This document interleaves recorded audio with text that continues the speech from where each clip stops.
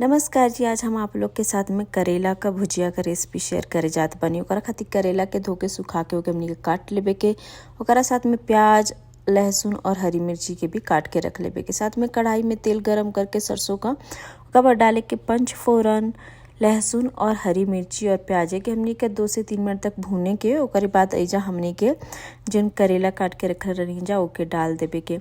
कहाँ से आप लोग हमार वीडियो देखा तनी जा हमके कमेंट करके ज़रूर बताइब जा।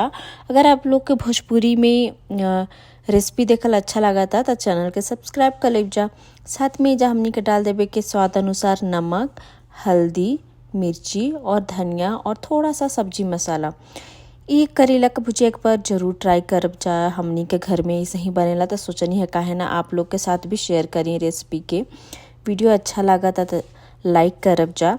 इमें सब कुछ डलला के बाद हमनी के धीमे आंच पे धीमे मीडियम टू लो फ्लेम पे, ज़्यादा तेज़ आंच पे हमनी के ना पकावे के एके ढक के हमनी के पकावे के जब तक कि करेला गल ना जाई। और एके दाल भात के साथ बहुत ही बढ़िया लागेला। आप लोग एक बार ज़रूर ट्राई करब जा।